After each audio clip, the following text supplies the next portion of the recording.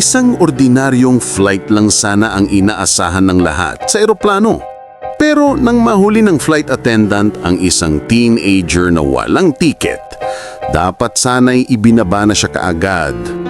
Yun nga lang, nang makita nito ang munting tattoo sa pulso ng binatilyo, biglang nagbago ang lahat. Mahagang umaga sa Naiya, abala ang airport.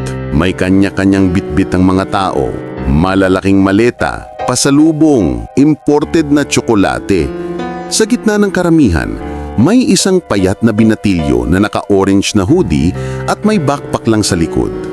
Si Nico Alvarez, 17 anyos. First time niya sa airport. First time din niyang sasakay ng eroplano. Kung hindi lang siya niloko. Mahigpit ang hawak niya sa envelope na binili niya 2 linggo nang nakakalipas sa isang lalaking nakilala niya online, nagngangalang Kuya Troy, travel agent. Promoy ho, sabi nito noon sa chat. One-way ticket papuntang Davao. Mura na, rush lang. Para sa pamilya mo ba? O para sa pangarap mo? Para kay Nico, hindi lang basta biyahe ang tiket na yun. Nandoon sa Davao ang nakababatang kapatid niyang si Lena, nakakonfine sa ospital dahil sa malalang sakit sa puso. Nasa pangangalaga ito ng tita nila.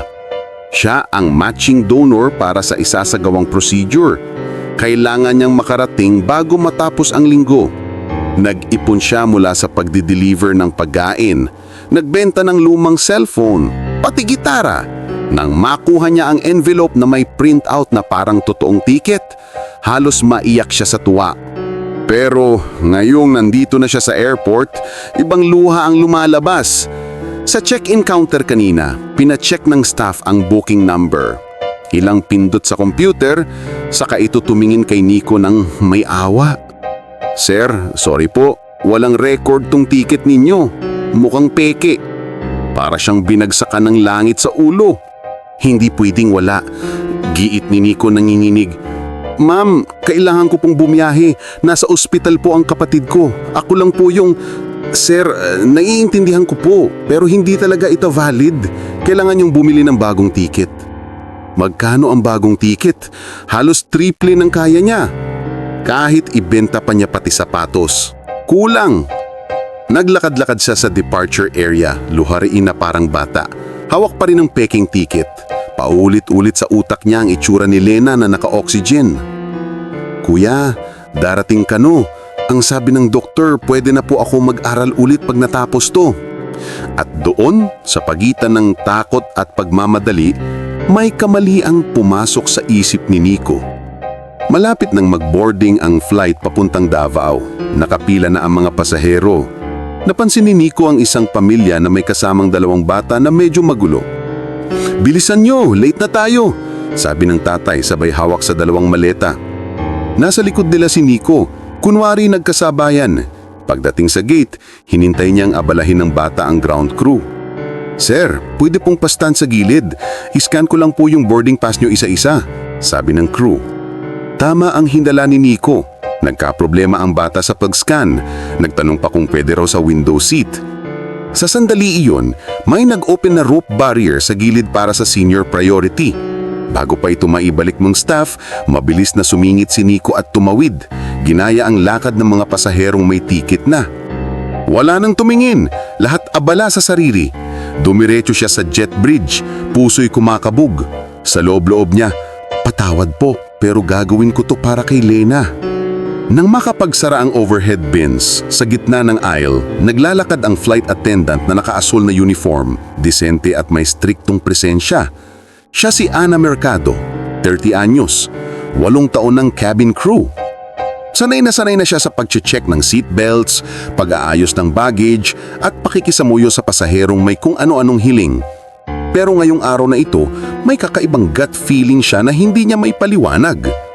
Habang nag-i-inspection, napansin niya ang binatilyong naka-orange na hoodie sa seat 18A. Bago natin ipagpatuloy ang kwentong ito, paki-comment sa ibaba kung saang probinsya kayo nanonood. Walang kasama, walang bag sa overhead bin, backpack lang sa paanan. Pawis na pawis kahit malamig ang aircon. Maya't mayay napapalingon sa likod at sa harap na parang may hinahanap. "Excuse me, sir." Magalang na sabi ni Ana, bahagyang yumuko. "Good morning po." Napatlag si Nico. Po, good morning din po." "Nandito po ba boarding pass nyo?" tanong ni Ana. "Routine check lang po." Parang gumuho ang mundo ni Nico sa simpleng tanong na yon. Nasa bag ko po," palusot niya, sabay dukot sa backpack. Kunwari naghahalukay pero wala naman talagang mahanap. "Sir, kahit picture lang sa phone okay na," dagdag ni Ana. Napansin na nagtatagal. "Baka po nasa email ninyo." Parang may nakapako sa lalamunan ni Nico. "Ma'am," bulong niya sa wahas, halos pabulong. "Pasensya na po, wala po akong ticket." Umangat ang kilay ni Ana. "Wala," ulit niya. Ramdam niyang nakatingin na ang ibang pasahero, lalo na yung mga nasa likod na bored na sa paghihintay. "Ibig niyong sabihin, sir, sumakay kayo ng eroplano na wala kayong valid ticket?" Namula si Nico. Gusto niyong tumayo at tumakbo pero wala na siyang babalikan. "Opo," mahinang sagot niya. "Pero hindi po ako magnanakaw. Hindi po ako terorista. Kailangan ko lang po talagang makapunta sa Davao. Pakiusap." Sa training ni Ana, malinaw, safety first. Kahit gaano kaawayan, walang pasaherong dapat manatili sa eroplano nang walang record. Protocol, tawagin ang lead cabin crew, i-inform ang captain at ibaba agad ang pasahero kasama ng security. Huminga siya ng malalim. "Sir, babalik po muna kayo sa gate. Hindi kayo pwedeng umalis kasama ng flight na to. Tatawagin ko lang." Habang nagsasalita siya, napansin niya ang kamay ni Nico na nakadikit sa dibdib. Parang pinipigilan ang pagkalampag ng puso. Sa pulso nito may maliit na tattoo. Isang eroplano na parang iginuguhit ng isang tuloy-tuloy na linya. At sa dulo may munting puso na may 2 dahon. Parang sumisibol. Nanlaki ang mata ni Ana. Parang bumalik siya 10 taon sa nakaraan. Sa murang edad, naulila na si Ana sa nakababata niyang kapatid na si Marco. Isa itong aviation geek, mahilig sa eroplano, pangarap maging piloto. Noong 10 taon na ang nakaraan, sumakay si Marco sa isang domestic flight para dumalo sa isang scholarship interview. Pero hindi na nakauwi. May nangyaring mechanical failure sa eroplano at kahit nakaligtas ang karamihan, ilan ang namatay, kabilang diyon si Marco at isa pang empleyado ng airline, isang aircraft mechanic na tumulong magligtas ng mga pasahero bago tuluyang bumigay ang makina. Gumuho ang mundo ni Ana noon. Pero mula sa sakit, may isang bagay na naiwan, ang tattoo. Bago namatay si Marco, nagpakuha ito kay Ana ng maliit na tattoo design sa notebook, eroplano na may maliit na pusong tumutubo. "Ate, kapag naging piloto na ako, ipatatato ko to," biro niya noon. Simbolo na kahit lumilipad ako kung saan-saan, uuwi at uusbong pa rin ang pagmamahal ko sa inyo. Matapos ang aksidente, si Ana ang nagpatato ng design na yun sa pulso niya. Yun ang paalala niya sa kapatid at naging dahilan para piliin niyang maging flight attendant. Para kahit papaano ay nasa langit pa rin siya kasama nito. Hindi niya inakalang makikita niya ulit ang eksaktong design sa pulso ng isang estrangherong binatilyo sa eroplano. "Sir," halos pabulong na ang boses ni Ana, nakatingin sa tattoo. "Saan mo nakuha yung design na yan?" Nagulat si Nico sa biglang pagbabago ng tono nito. Ito po. Ako po ang nagpatato, pero hindi po galing sa akin ang design." "Kanino?"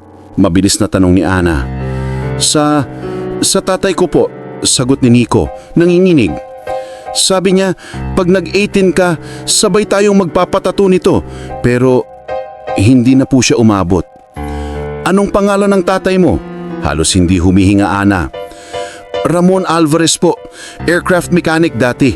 Sa kumpanya niyo rin po, bago po yung aksidenteng nangyari 10 taon nang nakaraan." Parang may lumalang sa guligod ni Ana. Si Kuya Ramon, yun ang pangalang hindi niya malilimutan. siya ang mekanikong bayani sa flight kung saan namatay si Marco.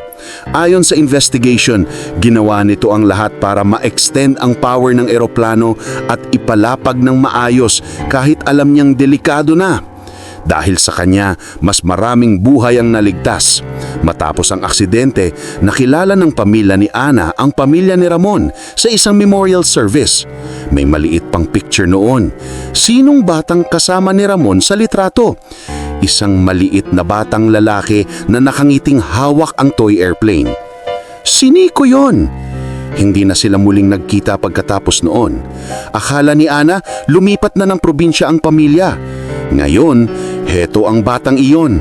Binatilyo na, nakaupo sa harap niya, walang tiket, desperado. Sir, Nico ba pangalan mo? Maingat na tanong ni Ana. Nagulat si Nico. Opo. Paano niyo po nalaman? Ana po, pakilala niya. Medyo nanginginig. Flight attendant. At ate ng isang pasahero sa flight kung saan kasama ang tatay mo. Nanlaki ang mata ni Nico. Kayo po yung... Naghalo-halo ang alaala sa isip niya. Yung ate ni Kuya Marco? Yung batang laging dala ni Papa sa hangar dati? Ngumiti si Ana, kahit puno na ng luha ang mata. Oo, sagot niya. Ako yun.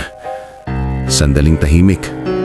Nakikinig ang mga pasahero sa paligid pero hindi nila maintindihan ng biglaan at malalim na koneksyon.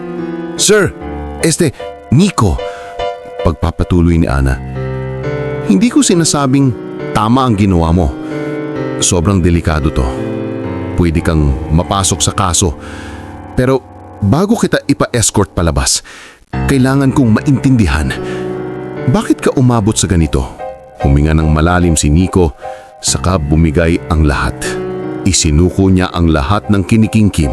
Ikinuwento niyang mula nang mamatay ang tatay niya sa aksidente, hirap na sila ng nanay at kapatid.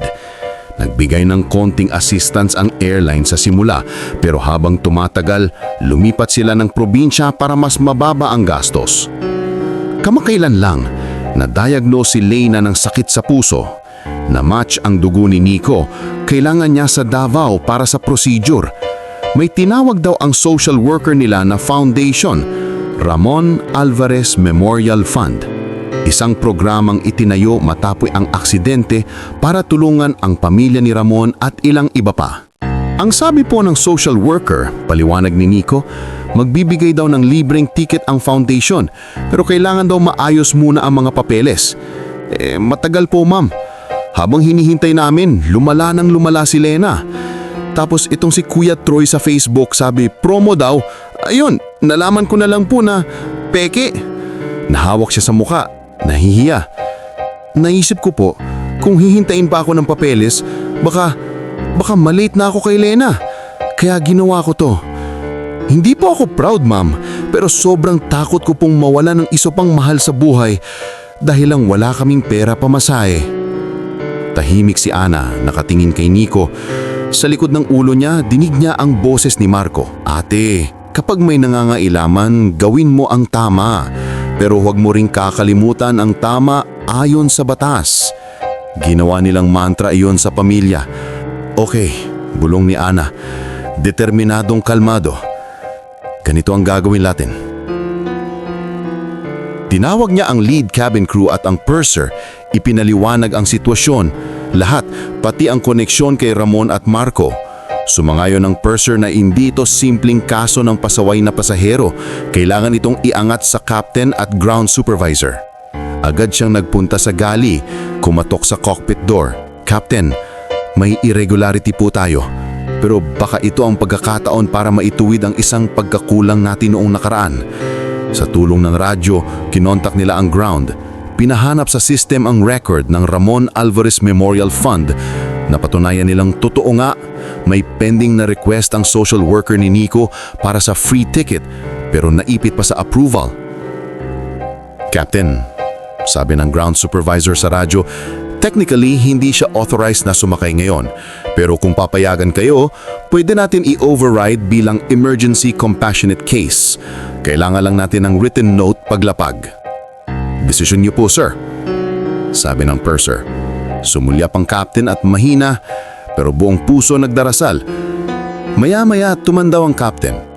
Kung anak siya ng Ramon Alvarez, isa sa mga dahilan kung bakit buhay pa ako at ibang pasahero ngayon, I think our airline owes him at least one seat.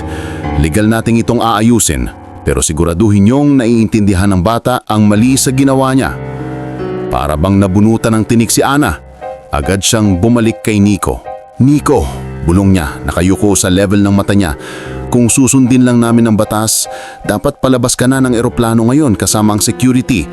Pero may isa pang batas na hindi nakasulat sa manual, utang na loob. Napakuropak si Nico.